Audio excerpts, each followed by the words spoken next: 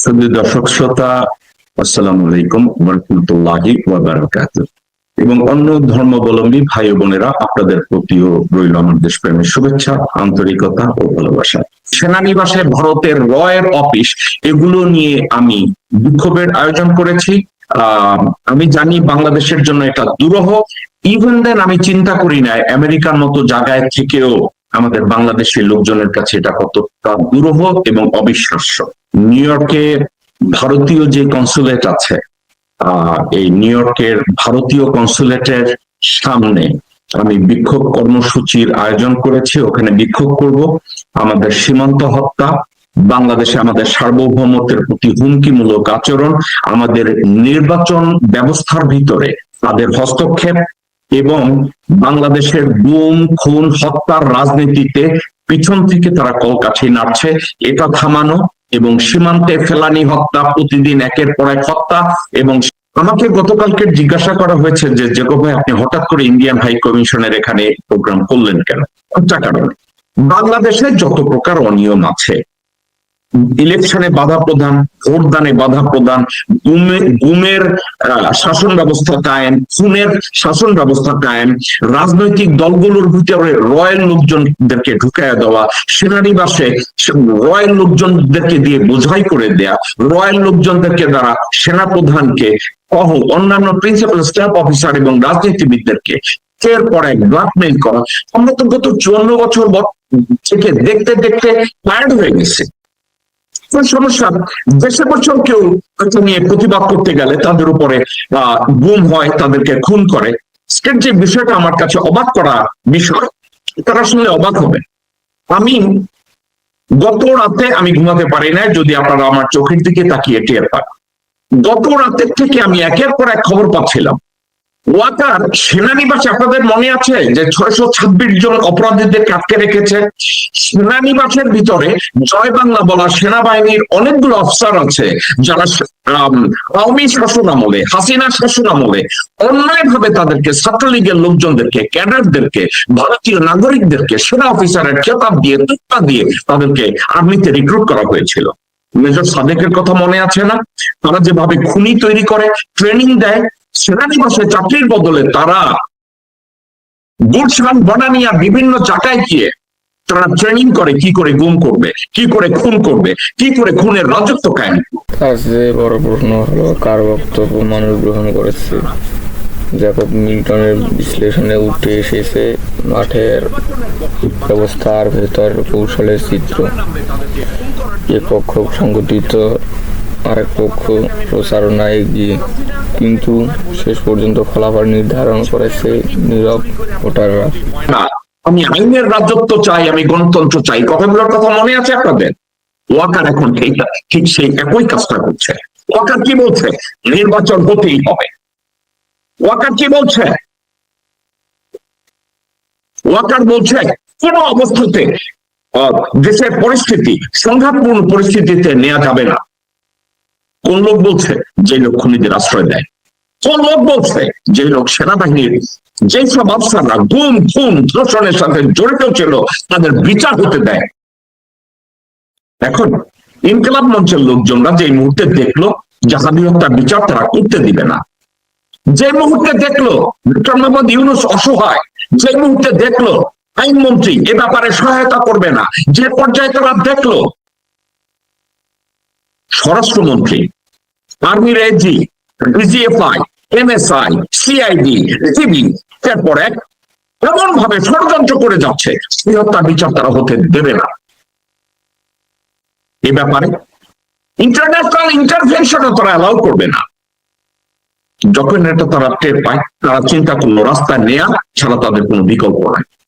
বুঝতে ব্যাপার, যখন তারা বিচারের জন্য নেমেছে, রাজশাহী থেকে, চিটাগং থেকে, জাহাঙ্গীরনগর ইউনিভার্সিটি থেকে ছাত্র নেতারা যখন উঠে এসে হাজির হয়েছে শাহবাগে, শান্তিপূর্ণ কর্মসূচি তারা হাতে নিয়েছে।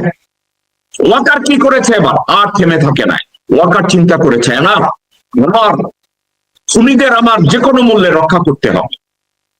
ওয়াকার চিন্তা করেছে, আপনারা এটা একটা চিন্তা করে দেখেন, সাবজেক্টটা তাদের কনফিউজড হওয়ার কোনো কারণ নাই। চিন্তা করে দেখেন, এই মুহূর্তে যদি তাদের হত্যার বিচার হয়, ওয়াকার বেরিয়ে আসবে। কারণ লক্ষণীরা বলবে তাদের হত্যার খুনের সাথে গণতন্ত্র আব্বাস জড়িত, তাদের হত্যার সাথে সেনাপ্রধান ওয়াকার সরাসরি জড়িত, এর সাথে বিএনপির এবং আওয়ামী লীগের ক্যাডাররা জড়িত। কি বেরিয়ে আসবে? আপনার কি মনে হয় তাদের অবস্থা কোথায় গিয়ে দাঁড়াবে? এবং ওয়াকার এটা তার চোখের সামনে হতে দেবে? হতে দেবে না। উপরে রাজনাথ সিং, তার উপরে অজিত দোভাল, উপরে মোদী, উপরে ভারতীয় সেনাপ্রধান, পরে ভারতের নৌপ্রধান, পরে রয়ের প্রধান, তাকে খোঁচাচ্ছে তুমি এইটা করো, তুমি এইটা করো। তারা কি করছে? একের পরে তারা এগুলো নিয়েই কাজ করে যাচ্ছে। আজকে ওয়াকার বলছে নির্বাচন হতে হবে, অন্যদিকে নির্বাচনকে বানচাল করার জন্য, বানচাল করে 2008-9 সালের যে নির্বাচন হয়েছে, পাতানো নির্বাচন, ওইভাবে নির্বাচন করার জন্য সে ষড়যন্ত্র করছে। যে কোনো মূল্যে বিএনপি কে জেতাতে হবে, দর্শকতা যে কোনো মূল্যে বিএনপি কে জেতাতে হবে। কেন বিএনপি কে জেতাতে হবে? তারা মনে করে এই মুহূর্তে বিএনপি হচ্ছে ভারতের বে টিম। ভারতের দুইটা টিম বাংলাদেশে কাজ করে।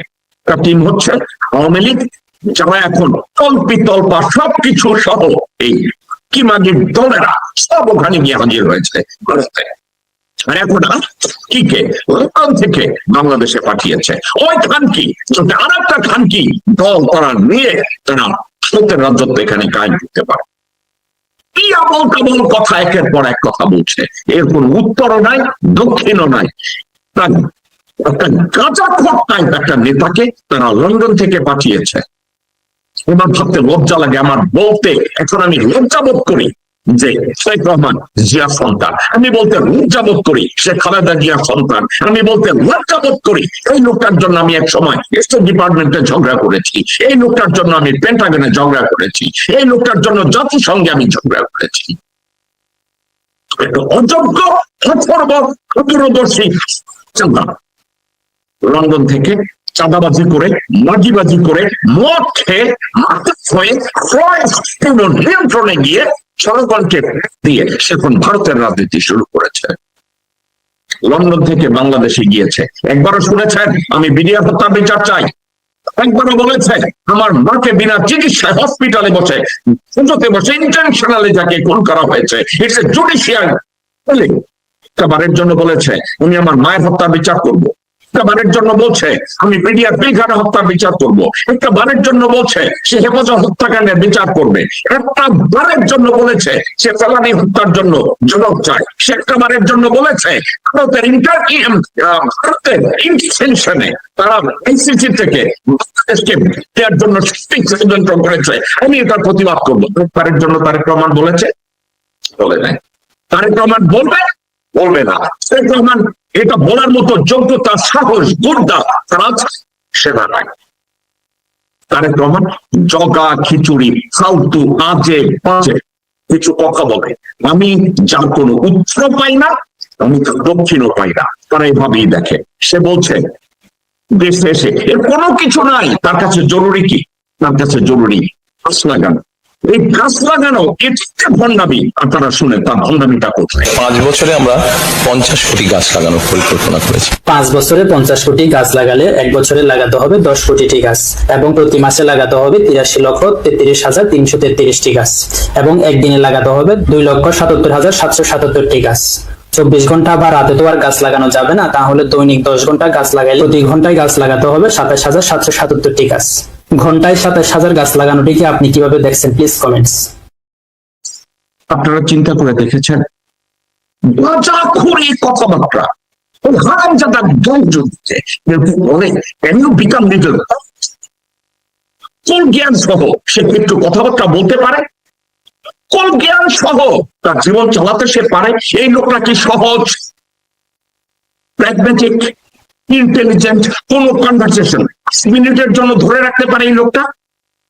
দেখেন এই গাঁজাখোর মদ খেয়ে না গাঁজা খেয়ে এই মতো শুনেছেন? বদরের যুদ্ধে আয়সার বয়স ছিল 9 বছর। আয়সার বড় বোন আসমা, তার বয়স ছিল 15 বছর। তখন আমাদের নবীজির সাথে, আমি সরি এই বিতর্কে যাবো না, আজকের এই সাবজেক্টে এটা না। মা আয়সা আমরা সবাই বাংলাদেশ থেকে শিখে এসেছি, ছোটবেলা থেকে শিখে এসেছি 6 বছরের আয়েশাকে আমাদের নবীজি বিয়ে করছে। এটা যে সর্বৈব মিথ্যা, এটা নিয়ে আমরা পরে এক সময় কথা বলবো। আয়েশা এবং আসমা তাদের বয়সের ডিফারেন্ট ছিল 6 বছর। এই 6 বছরকে আয়েশার বয়স বানায়া ইসলামকে যারা ধ্বংস করতে চাইছে তারা এই শব্দটাকে, এই বয়সটাকে কাউন্ট করেছে। ডিফারেন্ট টপিকস, এটা নিয়ে পরে এক সময় আমি কথা বলবো। কিন্তু আজকের যে কথা বলবো, 9 বছর বয়সে মা আয়েশা কোন রোল বদরের যুদ্ধে ছিল না। দেখুন এই দোষ কি তারেক রহমানের? তারেক রহমানের সাহেব করছে সালে শিবলি নামের একটা মূত্রখোর, একটা গাভী যে গোবর খাইয়া জীবন চালায়, যে কুত্তার বাচ্চা একটা বাংলা লাইন শুদ্ধভাবে লিখতে পারে না। কে এই রিসার্চ করার দায়িত্ব তাকে দিছে? মাহদিয়ামের মতো একজনকে দিছে এগুলো রিসার্চ করার জন্য। হুমায়ুন কবিরের মতো এক কাণ্ড কে দিছে এগুলো রিসার্চ করার জন্য। যারা বলছে নেতা হয়ে দেন, আপনারা 50 কোটি 100 কোটি গাছ লাগাবেন। যারা বলছে নেতা আপনি বলে দেন নেতৃত্বে যুদ্ধ হয়েছে। এখন কথা হয়েছে এই বলদা বেটা নিজে জানে না যেগুলো সম্ভব না, ইমপ্র্যাকটিক্যাল কথাবার্তা। এই বলদের বাচ্চা নিজে বাংলাদেশে ঢোকে সরাসরি বলছে ফ্যামিলি কার্ড দেবো, ফ্যামিলি কার্ড দেবো। সেই বলদের বাচ্চা জানে না এটা ইম্পসিবল। এমন একজন নেতার উপর আমরা কেন নির্ভর করবো বাংলাদেশে? আচ্ছা, এটা গেল একটা দিক। এখন এই বিএনপিকে নির্বাচিত করার জন্য জেনারেল ওয়াকার ও কুত্তার বাচ্চা বেইমান এই মাদার ওখানে বসে কলকাঠি নাচছে। এই যে একটা মহড়া দিল, শান্তিপূর্ণ একটা কর্মসূচি ইনকিলাব মঞ্চে, এটার উপর এই কর্মসূচি দিয়ে কি প্রমাণ করলো? নির্বাচনের দিন কি হবে অনুমান করে রাখেন। আপনারা তৈরি থাকেন, নির্বাচন হবে চিন্তা করেছেন আপনারা সব যোগ্য, দুর্নীতি মুক্ত। এমন মানুষকে ভোট দিবেন চান্দা বন্ধ করার জন্য? আপনারা 2 বার চিন্তা করেন, 10 বার চিন্তা করেন। ভোট কেন্দ্রের পাশে ওয়াকামের খুনিরা অপেক্ষা করবে, ভোট কেন্দ্রের পাশে আওয়ামী ক্যাডাররা অপেক্ষা করবে, ভোট কেন্দ্রের পাশে বিএনপির ক্যাডাররা অপেক্ষা করবে। একটা কথা আমার কাছে অতি কষ্ট নিয়ে আপনাদেরকে আমি বলি, যখন আমি সিদ্ধান্ত নিলাম ইন্ডিয়ান হাই কমিশনের সামনে আমি বিক্ষোভ কর্মসূচি দিলাম নিউ ইয়র্কে, আপনি কি জানেন এই কর্মসূচিকে বন্ধ করার জন্য কতভাবে থ্রেট করা হচ্ছে, কতভাবে লোকজনদেরকে বলা হচ্ছে? তুমি অবাক হয়ে যাই। আমি লোকজনদেরকে বলি আপনারা আসেন, এসে আমার সাথে জয়েন করেন, এখানে এসে কথা বলেন। জানেন আমার বাংলাদেশি লোকজনরা আমাকে বলে ভাই ইন্ডিয়া অনেক বড় দেশ, ওখানে যাব না। এ ধরনের অনুষ্ঠানে আপনি ইলিয়াস এর মতো লোককে ইলিয়াস হোসেনকে খুঁজে পাবেন না। এ ধরনের বিক্ষোভ সমাবেশে আপনি টিআরটি ভট্টাচার্যকে খুঁজে পাবেন না। এ ধরনের সমাবেশে মুশফিক ফজল আনসারী অথবা সরওয়ার অথবা ইমরান মতো আপনারা খুঁজে পাবেন না। এটার জন্য হেরান লাগে। আজকের আমি বাংলাদেশে যখন নির্বাচন হতে যাচ্ছে, এই নির্বাচনটাকে বানচাল এবং বাংলাদেশের গণতন্ত্রকে ফিরিয়ে আনার জন্য যে সুস্থ পরিবেশের দরকার, এই পরিবেশটাকে নষ্ট করার প্রায় তারা কারা করছে? হাসিনা করছে, বিএনপি করছে। এটাকে থামানোর জন্য আমরা চিন্তা করলাম আমরা চাপের মধ্যে রাখবো। ইন্ডিয়ান হাই কমিশনের সামনে নিউ ইয়র্কে যদি আমরা এসে দাঁড়াই, অ্যাটলিস্ট আমরা বলবো আমরা বাংলাদেশিরা বুঝি তোমরা ইন্ডিয়ানরা কি করতেছো। ডু ইউ থিঙ্ক ইন্ডিয়ানরা এখানে বসে আমি যখন এমবাসির সামনে দাঁড়াবো কিছুক্ষণ পরে, আপনারা কি মনে করেন ইন্ডিয়ানরা প্রতিরক্ষা মন্ত্রী, পররাষ্ট্র মন্ত্রণালয় পর্যন্ত তারা নক করবে না? করবে। একটা কথা আমি মনে রেখেছি, প্রয়োজনের সময় আমি স্টেট ডিপার্টমেন্টে গিয়েছি, প্রয়োজনের সময় আমি পেন্টাগনে গিয়েছি, প্রয়োজনের সময় আমি হোয়াইট হাউস জাতিসংঘে গিয়েছি।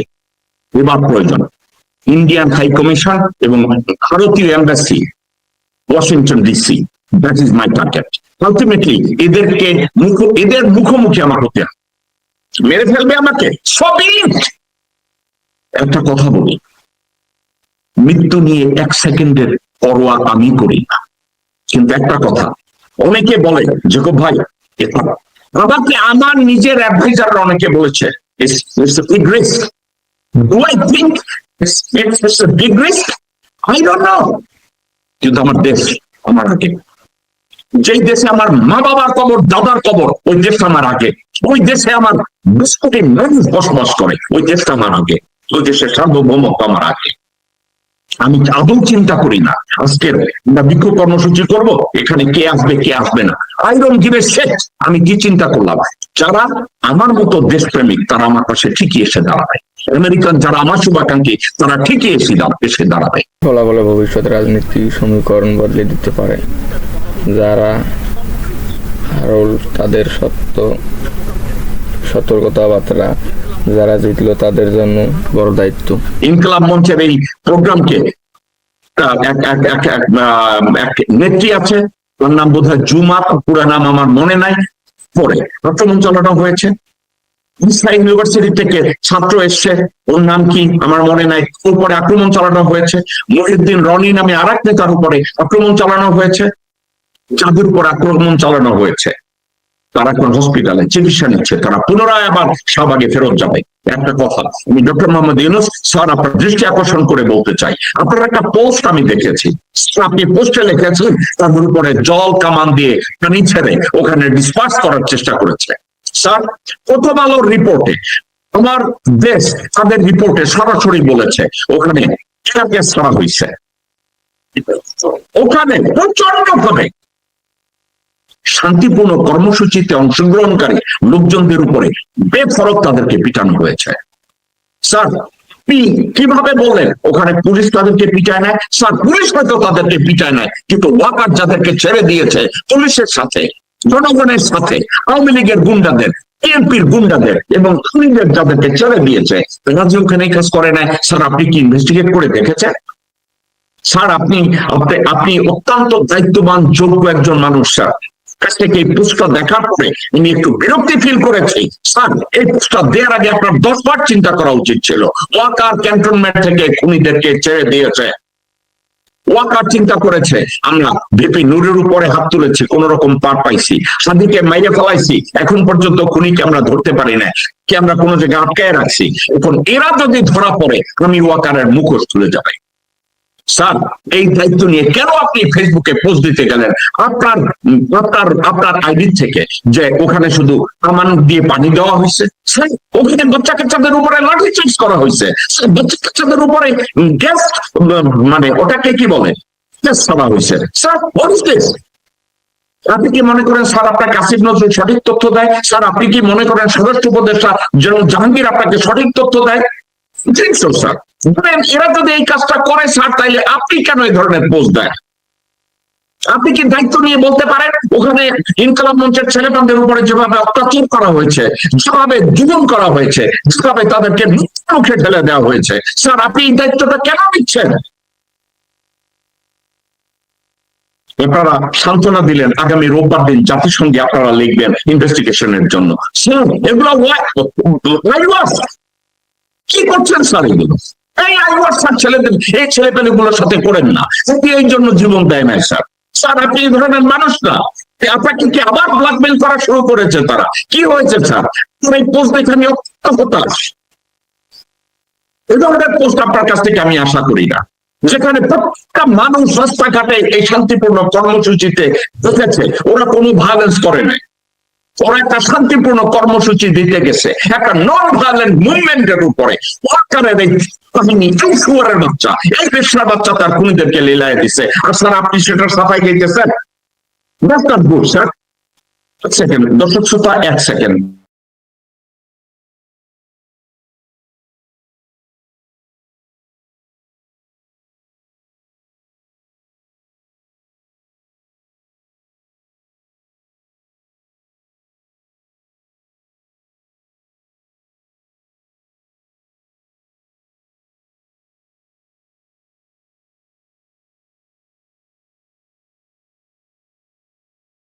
সরি দর্শক শ্রোতা, ইভেন্টের ব্যাপারে লোকজন আসছে, অনেক বাংলাদেশি ভাই বোনরা আমাকে কল করছে, তারা আসছে, আমি অত্যন্ত উৎসাহিত বোধ করছি যে আমার দেশের লোকজনরা এত ভীত না।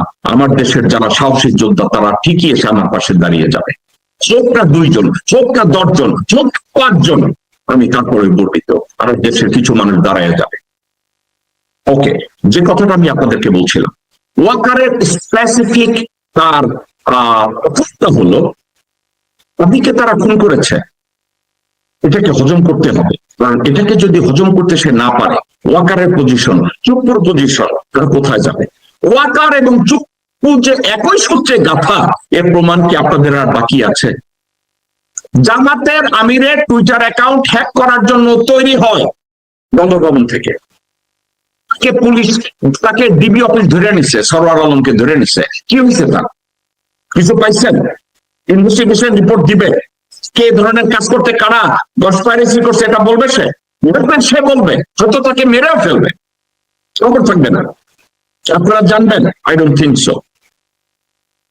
এখন এই ধরনের কর্মকাণ্ড যদি একের পর এক হতে থাকে আমাদের দেশে, আমাদের জনগণ যদি মুখ বুজে থাকে, আমরা অত্যন্ত বিপদের মধ্যে পড়ে যাব। দর্শক শ্রোতা, আমি এই মুহূর্তে আমির খসরু মাহমুদ চৌধুরী রয়ের এক বাচ্চা, এক বেজন্মা, তার উপরে ছোট্ট ভিডিও ক্লিপ আপনাদেরকে দেখাবো। আপনারা মনোযোগ দিয়ে ভিডিও ক্লিপটি দেখবেন।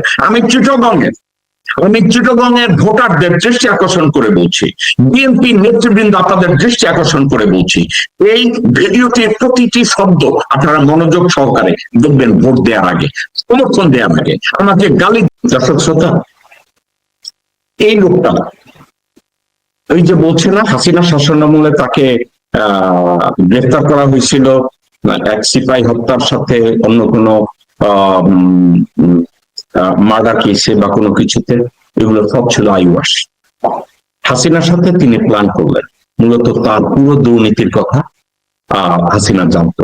তার মেন দুর্নীতি ছিল, সে যখন চিটাগং স্টক এক্সচেঞ্জের সে যখন চেয়ারম্যান ছিলেন, সে কি করছে, স্টক এক্সচেঞ্জের নামে সে Chittagong federation chamber of commerce, আমার মনে হয় এইটার উনি প্রেসিডেন্ট ছিলেন, ওখান থেকে সে কি করলো, তাদেরকে বললো যে আমরা ঢাকায় জমি কিনে ওখানে বিল্ডিং তৈরি করবো।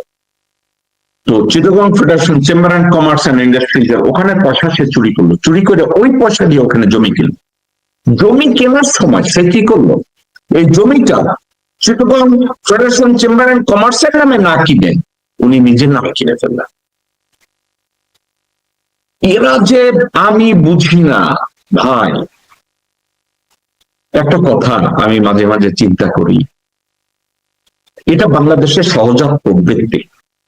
আমি আমার ল ফার্মে প্রায় এ ধরনের কেস পাই। সন্তান গায়ের রক্ত পানি করে দেশে টাকা পাঠায় বাবার কাছে, যে বাবা তার নামে জমি কিনবে, বাবা বাড়িঘর তৈরি করবে। ওই এক সন্তানের টাকা দিয়ে বাবা কি করে জানেন? জায়গাগুলা কিনে তার নিজের নামে কিনে এবং সব ছেলে পান্ডে ভাগ করে দেয়। কিন্তু যেই ছেলেটা বিদেশে থাকে, গায়ের রক্ত পানি করে দেশে টাকা পাঠায়, ওর নামে কোনো জমি কিনে না। আল্লাহ না করুন ওই বিদেশের সন্তান যখন দেশে যায়, তার জন্য ঘরের দরজাও খুলে না, বাবা বা মা দরজাও খুলে না। এখন এটা তো বাবা মা। আমির খসরু মাহমুদ চৌধুরী সে লন্ডন শিক্ষিত, এই শিক্ষা দিয়ে কি হবে? ওখান থেকে সে লুচ্চামি শিখেছে, বদমাইশি শিখেছে। আপনাদেরকে আমি বলি, Chittagong federation chamber and commerce, ওখান থেকে সে যখন বলছে আমি ঢাকায় বা গুলশানে আমি জমি কিনবো, ওখানে ফেডারেশন চেম্বার অ্যান্ড কমার্সের ওখানে কোনো লোকজন ছিল না আমির খসরু মাহমুদ চৌধুরীকে চ্যালেঞ্জ করা যে তুমি টাকা নিলা এখানে, তো এখানের জমিটার মালিক তুমি কেমনে হইলা? ওখানে সে বিল্ডিংটা কিনে, জমি কিনে ওখানে বিল্ডিং তৈরি করলো। বিল্ডিং তৈরি করে একটা না দুইটা floor Chittagong federation chamber and commerce দিয়া বাকি সবগুলা ফ্লোর সে নিজে দখল করে নিয়ে ওখানে সারিনা হোটেল করছে। দুর্নীতি শেষ ধাপে দাঁড়ানো একটা বেজন্মা এই আমির খসরু মাহমুদ চৌধুরী। লন্ডন উনি প্রোগ্রাম হাতে নিলেন, যে হাসিনা তাকে বললো যে আপনার সারিনা হোটেল, আপনার ব্যাংক অ্যাকাউন্ট, আপনার হাজার হাজার কোটি টাকা কিছু করেছেন, এই জন্য এইটা হবে সবকিছু গভর্নমেন্ট অ্যাকোয়ার করবে, চিটাগং এর এটা করবে। আমির খসরু মাহমুদ চৌধুরী ঠান্ডা মাথায় বলছে নো প্রবলেম, আমার কি করতে হবে? আমির খসরু মাহমুদ তারে বলছে বিএনপি শাসন আমলের কথা, একটা কথা মনে আছে, বিএনপি কে চায়নার শত্রু বানায় দাও। বিএনপির চায়নার সামনে কেমনে শত্রু বানাবে? তাইওয়ানে গিয়ে বাংলাদেশের একটা অফিস খুলে আমির খসরু মাহমুদ চৌধুরী, দর্শক শ্রোতা, মিথ্যা কথা না, চেক করে দেখেন। বিএনপি কে পাইন মারার জন্য ওইখানে গিয়ে একটা অফিস করলো, চায়না বিএনপি কে দেখতে পারলো না, তার জন্য আমির খসরু মাহমুদের জন্য। আপনি কি জানেন সালাউদ্দিন কাদের চৌধুরীর মৃত্যুদণ্ড? এখানে মৃত্যুদণ্ড, তার মৃত্যুদণ্ডের কোনো কথাই না, তাকে যাবজ্জীবন কারাদণ্ড নিয়ে ফলায় রাখবে, তাই না? আমির খসরু মাহমুদ চৌধুরী ভারতের নির্দেশে হাসিনের উপরে মহাচাপ প্রয়োগ করল, যে কোনো মূল্যে সালাউদ্দিন কাদের চৌধুরীকে মেরে ফেলতে হবে, সফল হয়ে গেল। এখন একটা মজার কথা আপনাদেরকে বলি, এর কোনো জবাব আপনাদের কাছে আছে কিনা আমার জানা। দোসরা হত্যা মামলায় যদি লুৎফুজ্জামান বাবরকে অ্যারেস্ট করা হয়, তার ফাঁসিটা হয় না কেন? আরেকটা কথা, দেশের স্বরাষ্ট্রমন্ত্রী ভারতের বিচ্ছিন্নতাবাদীদের জন্য যদি অস্ত্র আনে, ক্ষমতায় থাকাকালীন এটা ধরা পড়ে কেমনে? এর অর্থ কি বুঝতেছেন? লুৎফুজ্জামান বাবর কাদের লোক তাইলে? আছে? একটু চিন্তা করে দেখেন। লুৎফুজ্জামান বাবর দেশের স্বরাষ্ট্রমন্ত্রী, সে দেশের স্বরাষ্ট্রমন্ত্রী থাকাকালীন আমাকে আপনি বলেন কি করে তার 10টা অস্ত্র ধরা পড়বে? আমার তো জানা নাই কেন ওই অস্ত্রটা ওখানে ধরা পড়লো, এবং তারা ওখানে বসে শুধু ধরাই পড়ে না, তার মৃত্যুদণ্ড হইল। তার মৃত্যুদণ্ড হওয়ার পরে তার মৃত্যুদণ্ড কি কার্যকর হয়েছে? তার মৃত্যুদণ্ড কার্যকর হয় নাই, ঠিক আছে?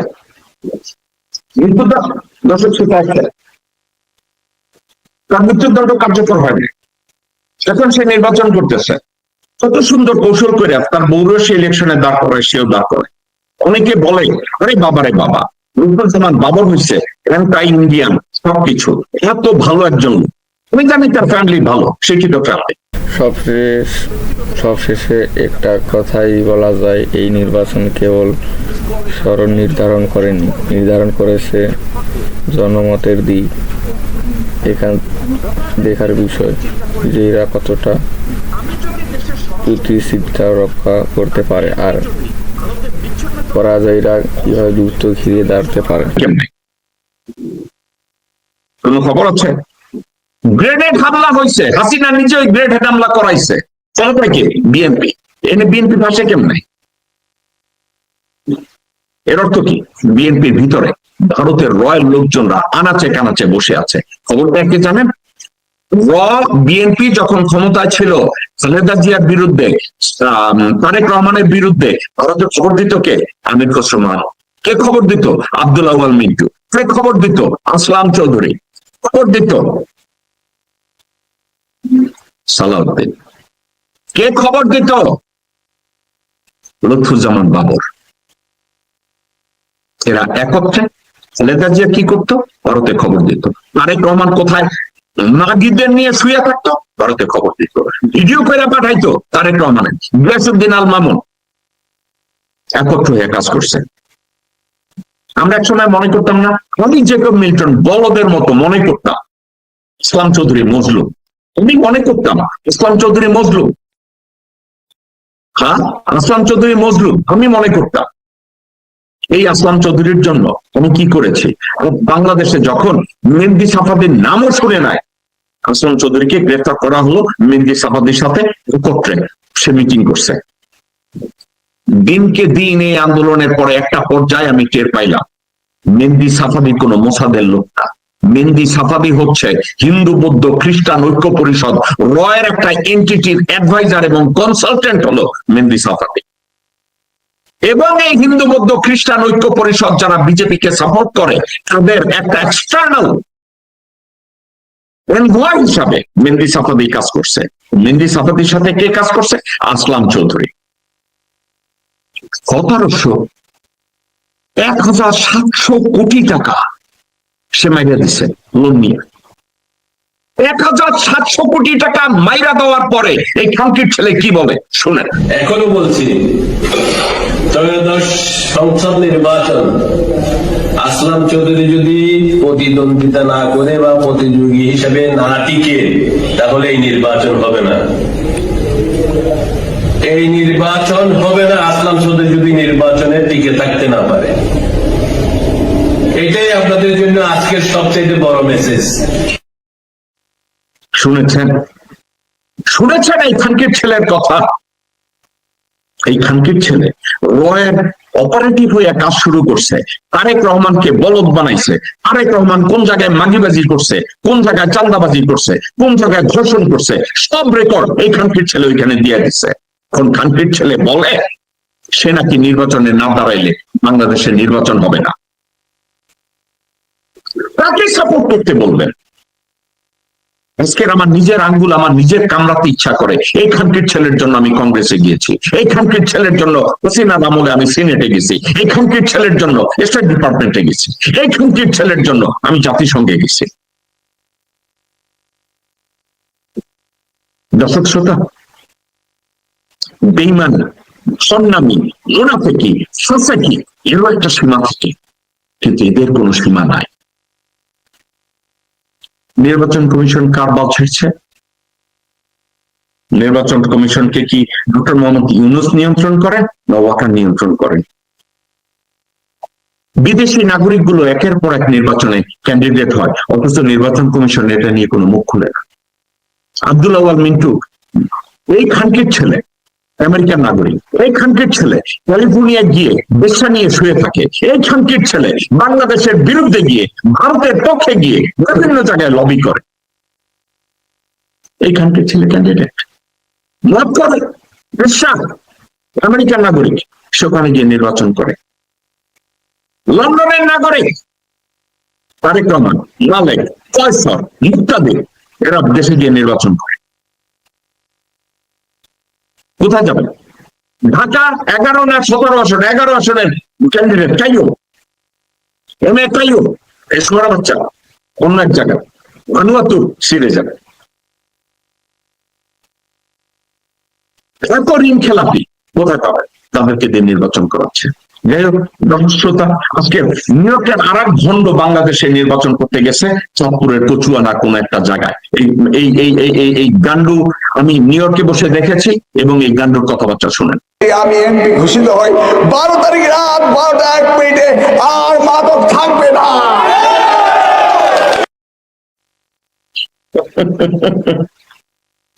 এই লোকের নাম নিল। আমি যখন নিউ ইয়র্কে আসি, আমি এসে দেখলাম একটা লোক রিক্সা চালায়। রিক্সা চালানোর দোষের কিছু না, জীবিকা নির্বাহের জন্য রিক্সা চালাইতেই পারে। আচ্ছা, দেখলাম একটা লোকরে, ওই সময় জ্যাকসন হাইটস একটা রেস্টুরেন্ট ছিল, শাহিন রেস্টুরেন্ট। শাহিন রেস্টুরেন্টের সামনে একটা লোককে দেখলাম পুলিশ বাঁধছে। কেন বাঁধছে? একটা রাস্তার মহিলারে $20 দিচ্ছে সেক্স করার জন্য। এই বলদ বুঝে নাই যে ওই মহিলাটা পুলিশ। ওই লোকের নাম কি জানেন? এহসানুল হক মিলন।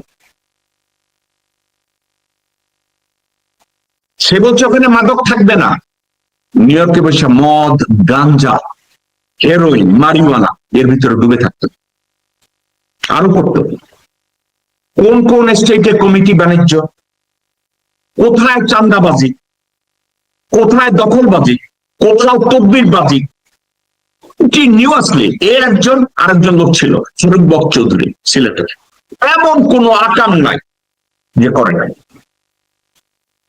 এহসানুল হক মিলন আর একটা কাজ করছে, সে হচ্ছে গাড়ির ধাক্কার ব্যবসায়। এই এহসানুল হক মিলন যে ভণ্ডামি করে আপনাদের কেমন কইতেছে সে ফেরেশতা, মদের ব্যবসা শেষ করে দিবে। এই হারামজাদা গাড়ির ইন্স্যুরেন্স ফ্রড যারা করছে, যারা এটা এই ফ্রডের ফাউন্ডার, যারা এটা তৈরি করছে, এই মিলন একজন তাদের। সে কইছে ডক্টরেট করছে। আমার বাসায় বিএনপির একটা গান্ডু থাকতো, এর নাম হচ্ছে ফারুক সর্দার, কিন্তু ফেসবুকে সে নাম লেখে জাহিদ এফ সর্দার সাব্বির। এই গান্ডুর সাথে মিলনের ঝগড়া হইল। এই মিলন তার একটা টেক্সট করছে, ইংরেজি টেক্সটটা আমার এখনো মনে আছে, কারণ সাদি ও বাংলাও লিখতে পারতো না, ইংরেজিও লিখতে পারতো না। সাদি আমার কাছে এই মিলনের টেক্সট নিয়ে আসছে, আইসা বলছে চোখ ভাই একটু দেখেন তো। সেন্টেন্সটা লেখা ছিল Are you learning me? আমি কিছু what? Learning me? আমি সাদি আমারে কইতেছে ভাইয়া এই হারামজাদার নাম এহসানুল হক মিলন, সে কয় সে নাকি বিএনপির অনেক বড় নেতা, সে নাকি দেশের শিক্ষামন্ত্রী। আমি কইছি যে ইটা দাও, ফোনটা আমার কাছে দাও। দর্শক শ্রোতা, আমার ওই যোগটার কথা আমি জীবনে ভুলবো না। মিলন লেখছে আর ইউ লার্নিং মি, তখন আমি ইচ্ছা কইরা ওই টেক্সটকে রিফ্রেশ করলাম, আমি লেখছি সেন্ট অ্যাগেইন, মানে সেন্ট অ্যাগেইন। আমি এর জন্য বলছিলাম মিলন এইটারে আবার কারেকশন করে পাঠাই কিনা, চাঁদপুরের এই কচুয়ার এই কাণ্ড। তো বলছে আর ইউ লার্নিং মি, আমি লেখছি সেন্ট অ্যাগেইন। আপনি কি জানেন আবার লাগছে আর ইউ লার্নিং মি, তখন আর পারি নাই আমি, আবার আরেকটা লিখছে যখন লিখছে আর ইউ লার্নিং মি, আর জবাবে আবার সে সাদিরে লিখছে। এই কথাটা আমার আমি জীবনে ভুলবো না, এই এক্সাম্পল লিখছে। আমরা বলি না হাউ ডেয়ার, হাউ ডেয়ার, সে লিখছে কি জানেন, যে তোর কত বড় সাহস, তোর এত বড় দুঃসাহস, হাউ ডেয়ার বলি না, সেইটারে সাদিরে লিখছে হাউ ডিয়ার, মানে DEAR, হাউ ডিয়ার। আবার আমি চালাকি করে সাদিরে কইলাম সাদি লেখেন তো, সেইটাকে সে লেখে হাউ ডিয়ার। আমি বললাম এ ছিল দেশের শিক্ষা প্রতিমন্ত্রী। আরেকটা কথা, মদে বুড় হইয়া ধরা পড়লো গাড়ি রিক্সা চালাইতে যাইয়া, ম্যানহাটন অ্যারেস্ট হইল। তারপরে ওখান থেকে কোন রকম ছাড়াই নিয়ে এসছে, বউ নিয়ে মাতলামি করতেছে, অ্যারেস্ট হয়েছে এই লোক। বাংলাদেশ থেকে ইউনিভার্সিটি স্টুডেন্ট ভিসা কারা আসে, তাদের পিছনে লাগিয়ে থাকতো, তার পিছনে কতক্ষণ লুচ্চামি করা যায়। এই মিলন, এই মিলন যদি এখন ওখানে গিয়ে বলে আমি নির্বাচিত হওয়ার পরের দিন মদ থাকবে না, মাদক থাকবে না, এটা যেন মনে হয় শামীম ওসমান বলে আমি ক্ষমতায় গেলে আর চান্দাবাজি থাকবে না, আমি 81 রাকাত তাহাজ্জুদের নামাজ পড়বো। এই ইহসানুল হক পেল। তুমি যা 2 পয়সার একটা গাবর হুবড়ি হারামজাদা, তুমি নিউ ইয়র্কে বসে বিএনপি কেমনে করছো, ছাত্রদল কেমনে করছো, শালা শুয়োর, তোমার মনে নাই? যাচ্ছেন আসছেন ইত্যাদি রেস্টুরেন্টে তুমি বাড়ি ভাইয়া দৌড়াইছিল সাবওয়ের দিকে, তোমার খেয়াল আছে? হারামজাদা কোতোয়ালগিরি মারাই যাইছো সবার পর,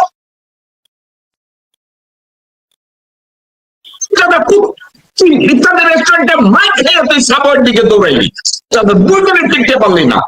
আচ্ছা, তুই না বিএনপির অফিসে হামলা করছিলি, তোর নমিনেশন দেয় না 2018-তে, তুই বিএনপির অফিসে হামলা চালাইছিলি না? তুই তারেক রহমানের 14 গোষ্ঠী উদ্ধার করিস নাই? তুই তারেক রহমানের স্ত্রী জুবাইদা রহমানের কথা কষ্টাই, ওই খানকি মাগিরা সব রয়্যাল ফ্যামিলি, যার জন্য আমার নমিনেশন দেয় নাই মিলন, তুই এটা কষ্টাই? পরে নিয়োগকে বসে জিজ্ঞাসা করা হয়েছে কই মিলন ভাই আপনারা তো নমিনেশন দিল না, সেটা এই তারেক রহমানের শ্বশুর বাড়ি হয়েছে, এরা সব রয়্যাল পরিবার, এই জন্য আমার দেয় নাই। আচ্ছা, তুই কষ্টাই গুলো। এই মিলন বলছে তারেক রহমানের শ্বশুরের গোষ্ঠী হয়েছে ওরা রয়্যাল গোষ্ঠী। তারেক রহমানের শ্বশুর রিয়ার অ্যাডমিরাল মাহবুব আলী খান, উনি ছিলেন রয়ের ওত নেওয়া লোক, এরশাদের লগে একত্রের ওত নিছে, যেটা সত্যি কথা। তারেক রহমানের বউয়ের বড় বোন বিন্দু সরাসরি রয়ের সাথে একত্র হয়ে কাজ করে। মিলন, তুই এটা কষ্টাই? তুই নিউ ইয়র্কে এটা বলছিস কিনা হারামজাদা? মিলনের মতো ধান্দাবাজরা সব সময় বাঁচাতে থাকবে, মিথ্যা কথা বলতে থাকবে। মিলন, তুই কোন সাবজেক্টে পিএইচডি করছিস হারামজাদা? তুই তো পিএইচডি করছিস, তাই না? তুই একদিকে তারেক রহমানের ডুবাবি, একদিকে তারেক রহমানের শ্বশুর বাড়ির লোকজনদেরকে বলবি কোন জায়গায় তোর ছাত্র দলের ফিলোসফি শুরু হয়েছে। নিউ ইয়র্কে বসে গাড়িতে একটা ব্যবসা করছে কে? তুই করছিস। টেলিফোন কার্ডের ফ্রড কে করছে? মিলন করছিস। তুই এখন আমেরিকান সিটিজেন, ওইখানে দেশে নাটক মারাইছিস, তুই আমেরিকান সিটিজেনশিপ ক্যান্সেল করাইছিস। হারামজাদা, citizenship is king as of today, তুই আমেরিকার সিটিজেন। দাদা, তুই ওইখানে যে কেমনে নির্বাচন করিস? শুয়ারের বাচ্চা, তুই কেমনে কষ্ট আবার ফিলোসফি?